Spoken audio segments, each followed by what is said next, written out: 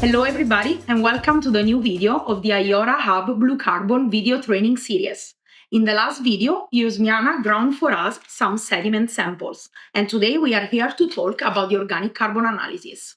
There are different methods to analyze the organic carbon in your sediment. You can either analyze the carbon indirectly using what is called the loss on emission, which from now on we're going to call LOI, or you can analyze the carbon directly using a dry combustion with a special machine which is called elemental analyzer.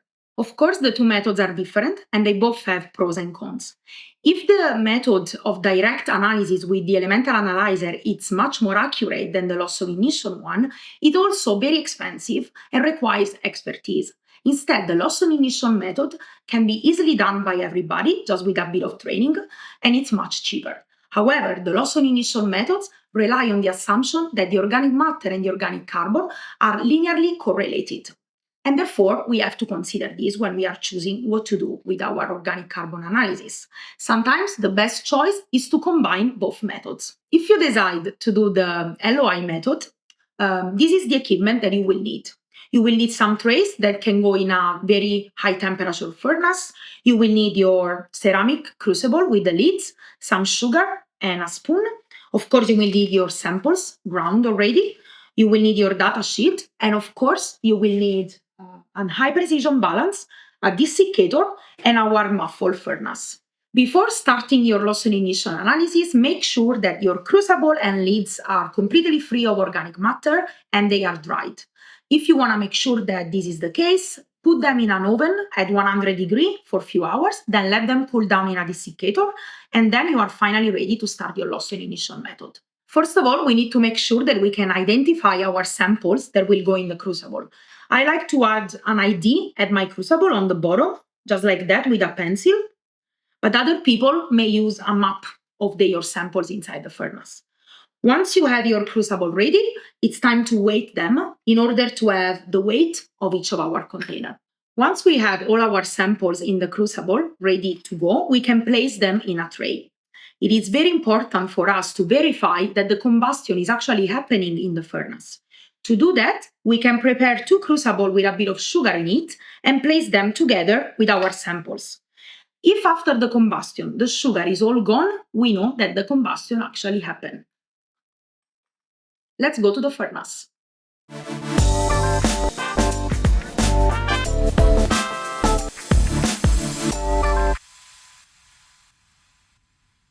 Once you got all your post-ignition weight, subtract the crucible weight from both pre- and post-ignition weight. After that, you can subtract the post-ignition weight to the pre-ignition weight, divide everything by the pre-ignition weight, and multiply it by 100. In this way, you will have the percentage of the organic matter in your sample.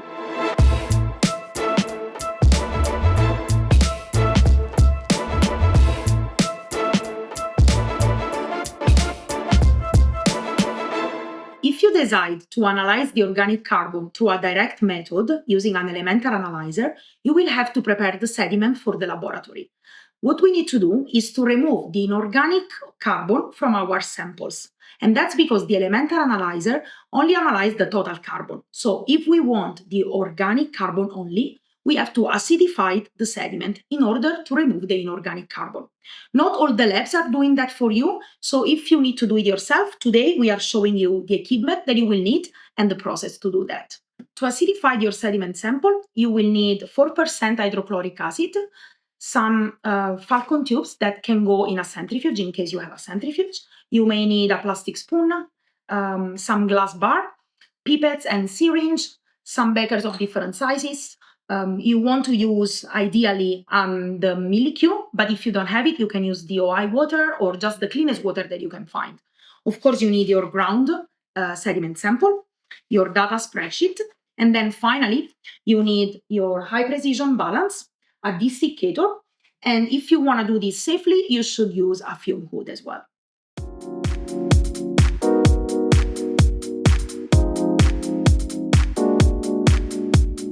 Using a syringe or a pipette, slowly add acid to the ground sediment. You can do that drop by drop. To make sure every particle of the sediment reacts with the acid, carefully agitate the Falcon tube. To do that, you could also use a glass bar. If you do so, make sure you are cleaning it in between samples. Keep adding acid to your samples until there are no more bubbles forming.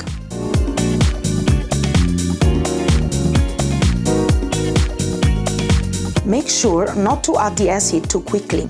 That could create a strong reaction and could likely result in some sediment bubbling outside the Falcon tube, and with the partial loss of the sample.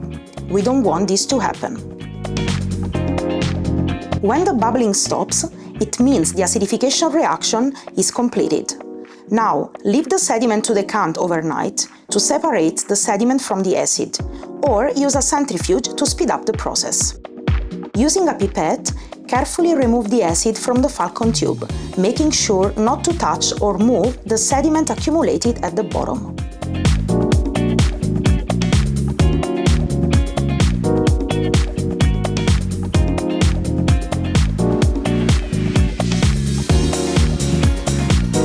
It is now time to rinse our sample.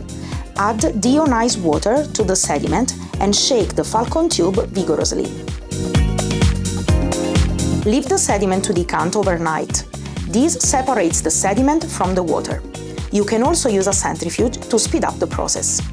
Rinse the sediment twice using this process. After the last rinsing, remove the water from the Falcon tube using a pipette and place the tube in the oven at 60 degrees Celsius until completely dry. Today, we show you one of the most common methods for acidifying sediment samples. Our samples now are ready and we can give them to the lab. Thank you for watching, and I'll see you in the next video.